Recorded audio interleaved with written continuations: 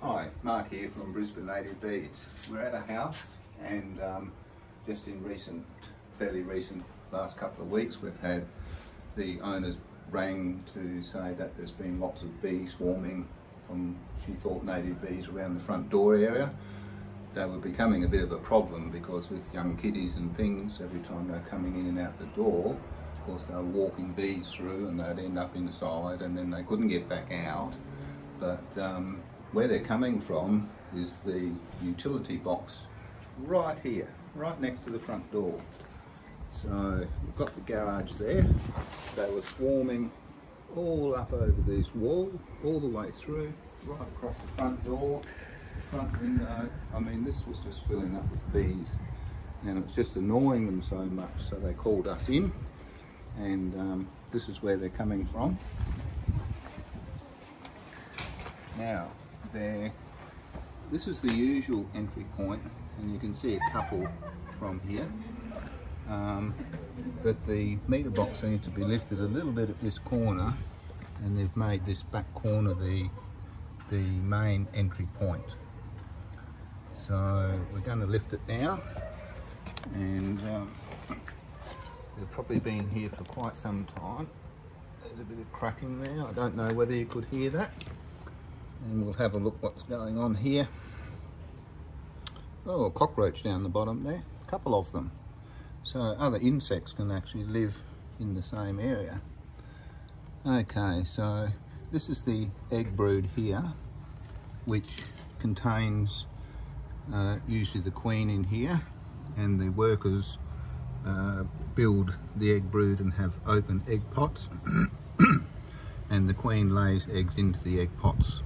This is called the advancing front. We've got some empty egg pots ready for eggs. These orangey coloured balls are pollen, and these different ones here, they're built up under the lid as well. And you've got honey pots here, which is filled with honey, which is their stores. So we're going to rescue these now and get them to safety. Also, this is a water meter that's currently in use, and we do get water meter readers come in. Sometimes they can't read this, it's been covered with propolis and structures. Sometimes they might spray them or just simply not even read the meter. We've had times where they just refuse to read the meter until they're removed. So we're going to now translocate this into the bottom section of a proper native beehive. This is it's called an oath hive, developed by Tim Hurd, one of our leading experts in Australia, and certainly we consider to be our bee guru. So, okay, we'll get started here. We're going to try and remove the brood, pack it in there. Once there, and then it gets a top section on it, and then eventually this will be the entry and exit hole, so they'll be able to come and go and live in quite safety in there. So we're going to get the brood first, and then after that we're going to use a special bee vacuum to actually vacuum a lot of the excess bees and put them in the same box with their brood, so that when we leave we've pretty well got nearly all the bees that we can possibly get all back in one colony, which is really where they want to be. I'll just have a feel around under here. There's a little bit of, we're just going to trim, we're not going to actually cut the egg brood at all, but we're going to try and get under it and just release it from the sides where it's glued onto the box.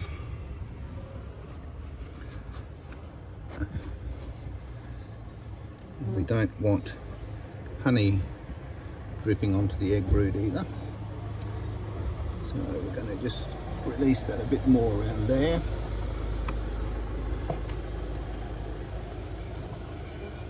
Starting to get a little bit angry now, because as far as they're concerned we're trying to harm them. It feels quite hollow underneath there, so I don't think it goes too deeply around the pipe or anything. This lid is a lid that normally closes. That piece of brood's actually stuck to it. I'd like to try and just release that lid a little bit if I can.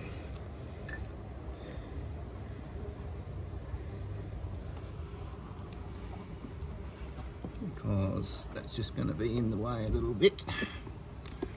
I just want to pop that lid back up. Being careful not to damage the brood. I'm just going to get that lid out of the way. So we just leave him sit there. That gives us a bit better access now.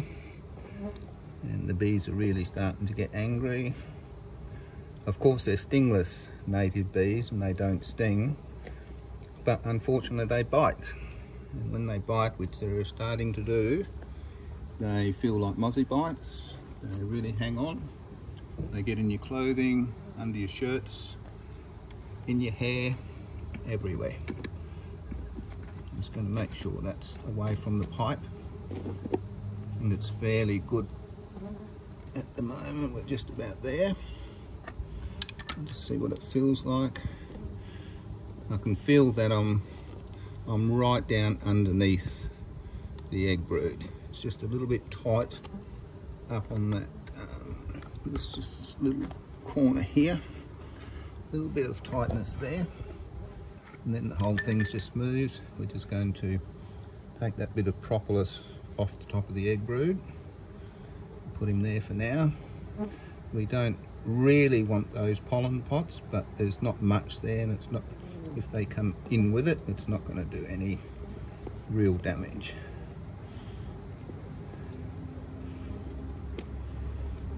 And we try and lift it gently out. And we've got the brood. We hope that the queen is in the brood here somewhere. She often stays well hidden. You've got some lighter coloured egg pods down there. A little tiny bit of brood left here, but you can see there's no brood left down on the bottom section. So we're going to place that in the middle, exactly the same way that, you know, so it's facing upwards, exactly how it came from. That's fairly steady in the bottom of the box, so when transporting it, you don't want this to be able to rock or move or anything like that. About halfway along, they will, within the next 2 days, build a full propolis tunnel from this area where the brood is over to the inside of that entry exit hole, and they do work in and out through that tunnel. That's to stop other predators coming in. Just going to take just this little bit here. It's just got some little egg sacs on it, just in case they want that bit. And we're just going to pop that in the bottom. Now we're not going to take any of the honey or pollen stores. It's not good because they can burst too much and trying to shift them with the bees. There's going to be such a large number of bees in this colony that they will very quickly, because it's now summer, work very actively in the next couple of weeks, starting to rebuild all new honey and pollen sections from the garden where they'll be. So we're going to use the bee vacuum now, and we're going to probably spend at least half an hour to 45 minutes, sometimes more. It's a gentle vacuum, it's low suction, low pressure. We simply hold the hose close to them and they just slowly go in. It does take some time, and they come down into this plastic container, and then they all fly around in here, and then when it gets reasonably full, we just pop that off, tap it on there, they all drop down, and we do it again. We may not fill, but have to empty this container sometimes 3, 4, 5, 6 times. It does take some time. This is one designed by our Luke from Brisbane Native Bees, and he's done a great job with these.